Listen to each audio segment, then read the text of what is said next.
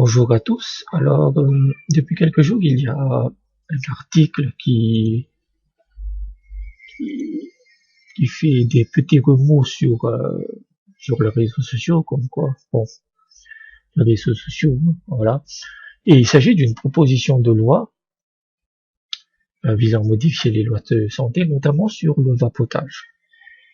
Et déjà, premièrement, c'est juste une proposition de loi. On ne sait pas si ça va être retoqué ou non. Et tout le monde est tout de suite parti en disant que c'est de la merde.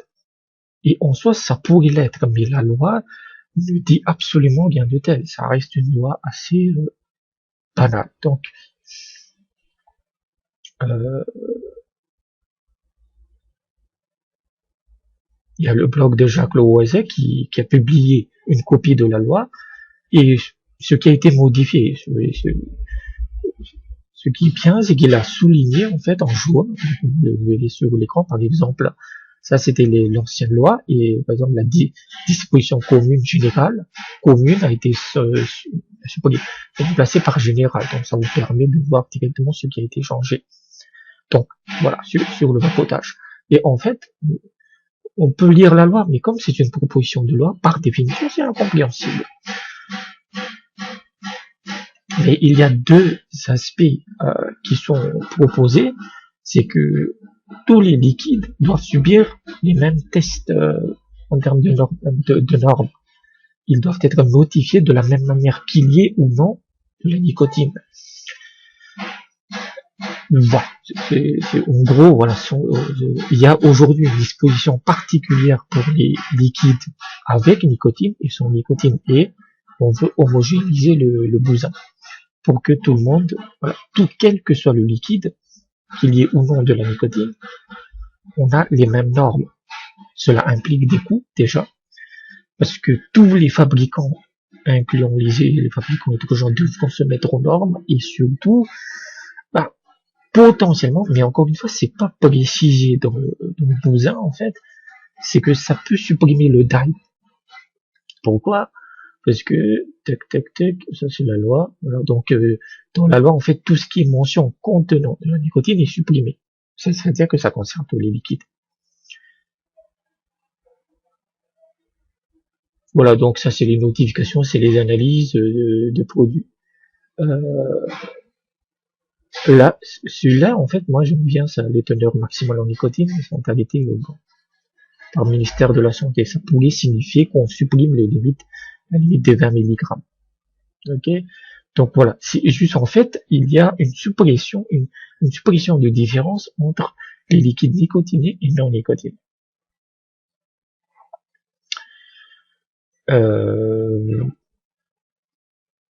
Et je pense que c'est pour ça que les gens ont peur de ça, c'est cette partie-là, section 3 là. En fait, les, les vapoteurs ils utilisent un peu un raisonnement inverse, c'est-à-dire que si les liquides non nicotinés sont considérés comme des liquides nicotinés, alors ils subissent la même limitation de quantité. C'est-à-dire que le concept même des bouteilles de 50 ml, 60 ml disparaît. Il n'y aura plus que des bouteilles de 10 ml. Et je le dis tout de suite, si cela arrive, moi j'ai plusieurs solutions, je retourne à la clope, parce que je vais pas engraisser des putains de fabricants de liquides qui sont déjà des vrais mafieux. Soit j'achète en Chine. Et le liquide n'est pas normé, mais au moins ce sera moins cher. Je le dis tout de suite. Hein. Donc, en gros, c'est ça. Mais en aucun cas, dans la proposition de la loi, je n'ai vu une telle chose. Il y a une homogénéisation. Comme il supprime, en fait, le truc là. Les teneurs maximales en nicotine de ces produits sont fixées par arrêté au ministère chargé de la Santé.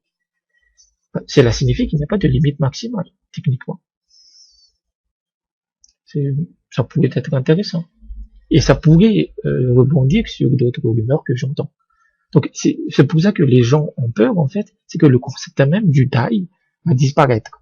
Et même si, imaginons qu'on arrive à des bouteilles de 50 ml nicotinées, ce qui m'étonne, mais voilà, ce serait toujours plus cher parce que c'est les fabricants qui fixent les prix. Ensuite, la deuxième modification. Donc la première, c'est voilà, tous les liquides nicotineux sont considérés de la même manière. Et donc avec les mêmes limitations. S'ils font l'inverse, c'est que tous les bouteilles, c'est uniquement du 10 ml. Là, c'est la merde. Là, c'est la merde.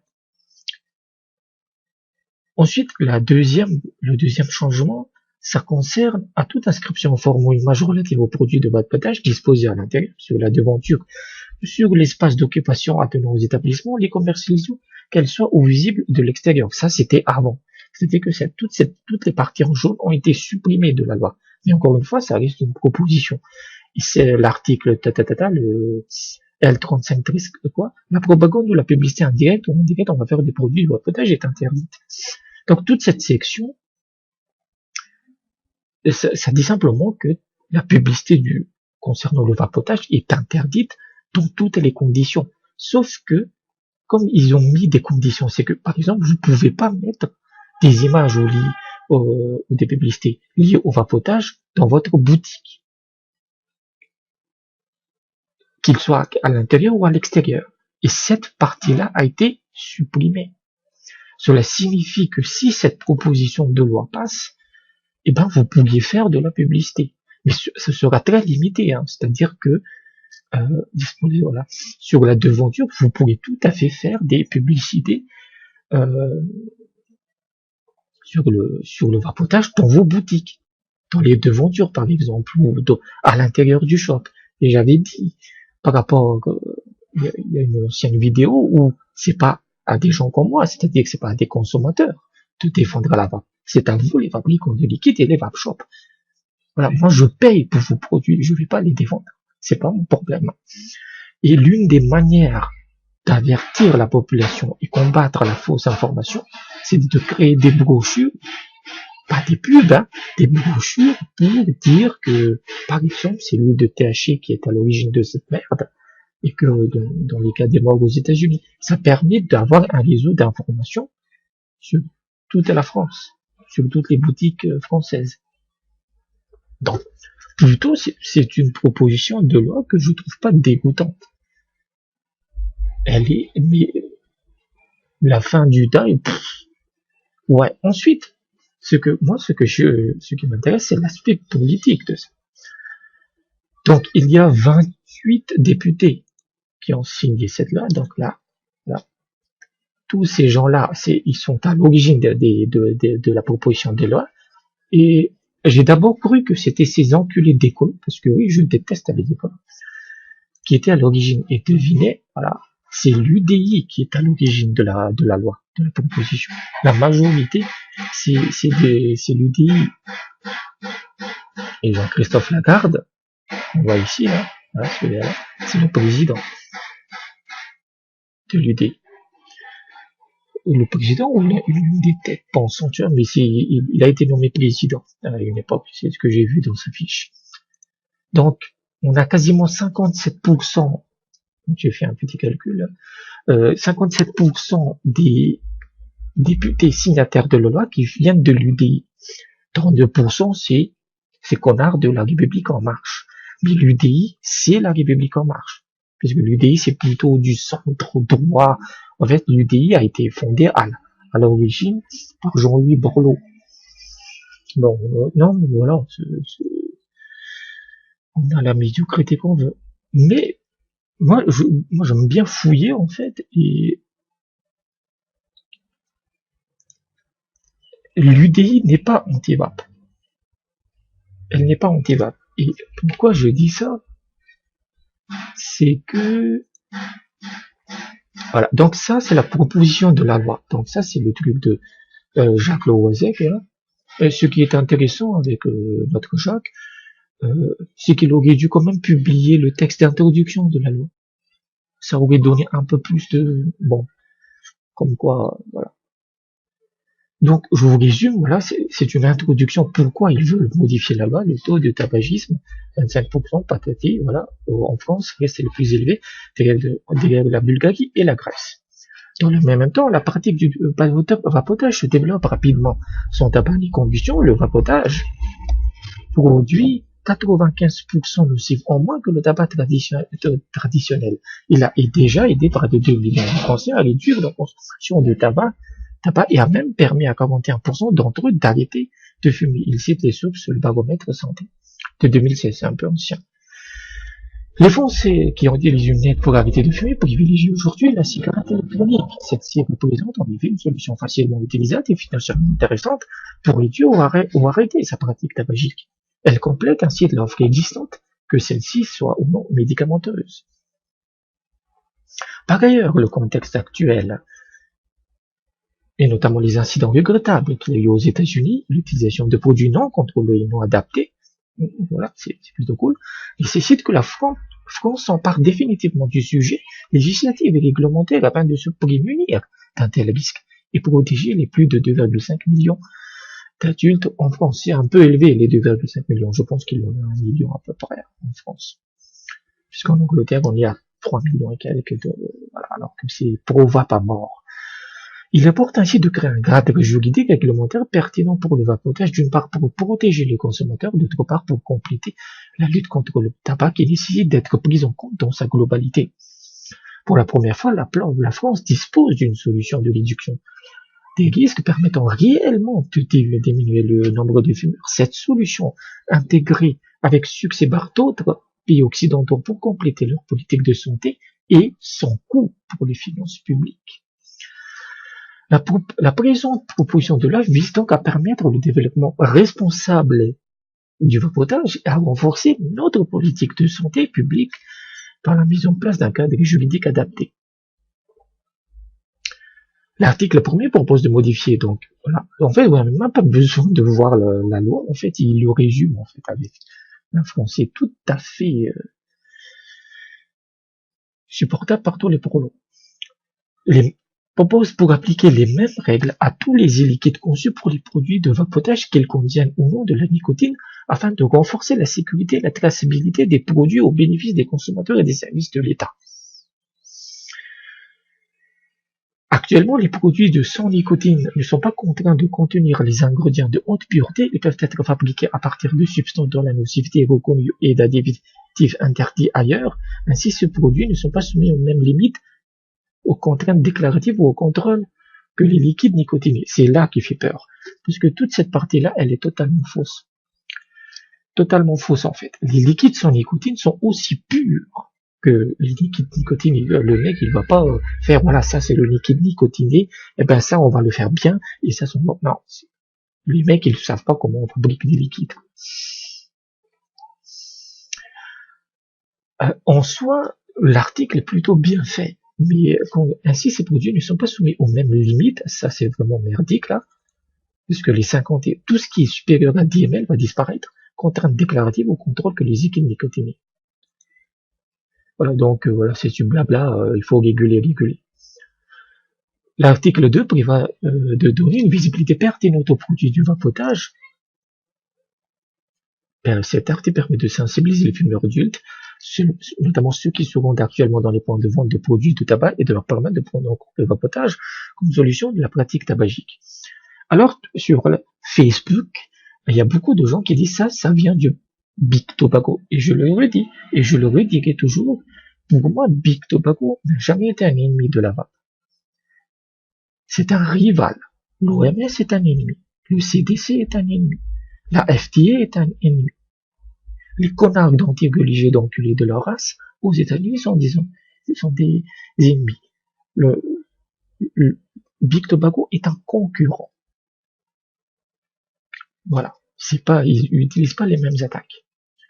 Et en fait, cette partie-là, cette attaque, en fait, on a l'impression que ces députés veulent permettre aux buralistes d'avoir des règles un peu assouplies pour leur permettre de promouvoir le vapotage. Et ça concerne spécifiquement le vapotage. Et je me dis, mais pourquoi pas? Où est le mal, en fait? Et bien, on est dans le secteur de la vape synthèque où nous sommes les gentils et où tous les autres sont des fils de pute. Si, aujourd'hui, les buralistes proposent de la vape, qu'elle soit bonne ou non. Mais ça reste la vape. Pour moi, le slogan, il est très simple. Tout est bon pour éviter la clope. Même si le mec vend des Marlboro à côté. Voilà. Donc, oui, il y a peut-être un petit lobby de la part des pluralistes ou des associations de tabac, mais en aucun cas c'est extensible au tabac. Après, je ne sais pas si ça peut s'appliquer au tabac chauffé, je ne pense pas. Je ne pense pas. Donc, les limites là, c'est vraiment merdique. Mais encore une fois, c'est une proposition de loi, et voilà quoi. C'est pas.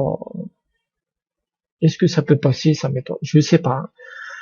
Je sais pas trop parce que l'UDI est très proche de la République en marche et ils sont majoritaires. Donc, c'est des articles avec des dangers potentiels, mais il faut pas non plus crier à la guerre, etc.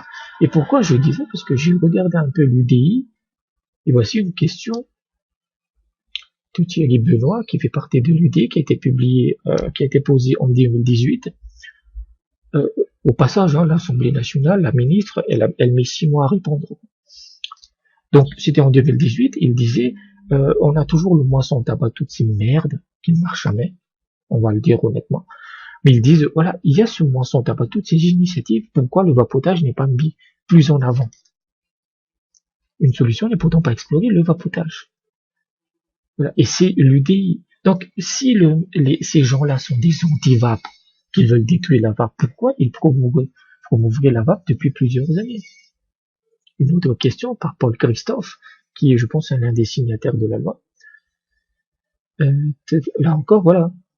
Il dit pourquoi la vape n'est pas plus promue en France. Et j'ai vu plusieurs questions, parce que je suis allé dans l'historique. Quel est leur bagage? Quel est leur bagage historique par rapport au vapotage? Et je ne trouve que des choses positives. Après, oui, ce sont des députés, des parlementaires, et donc, oui, des industries du tabac, mais également des big pharma. On leur porte d'entrer chez eux. Mais c'est votre faute. C'est pas leur faute. C'est vous qui, voilà, le truc. J'adore le truc. C'est que les vapoteurs Saint-Nitouche ont réussi pour contrer la loi, c'est faire une pétition. Voilà où vous en êtes, en fait. Vous faites des pétitions, c'est très bien.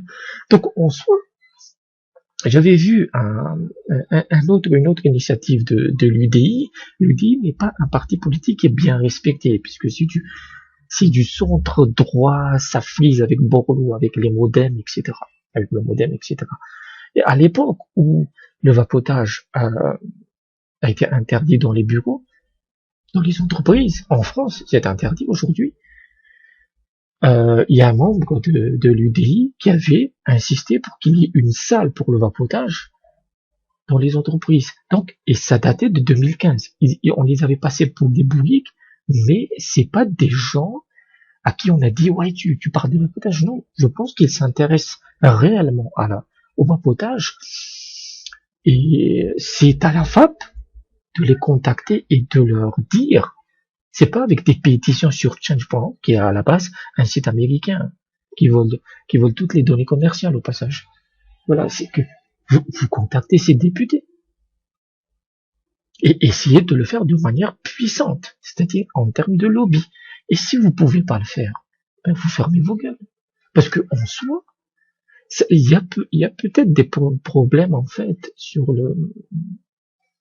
la limite des bouteilles, mais je ne vois aucune attaque contre la vape. C'est plutôt positif. Ensuite, pourquoi cette proposition de loi n'a pas vraiment d'intérêt?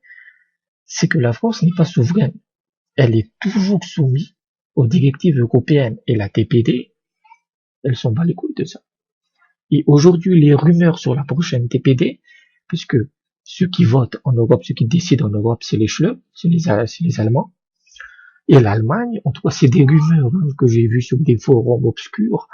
Il y a 2 rumeurs qui circulent énormément sur la prochaine TPD. Suppression des bouteilles de 10 ml. Ou plutôt, suppression de la limite des 20 mg. Les 2, ils vont être supprimés.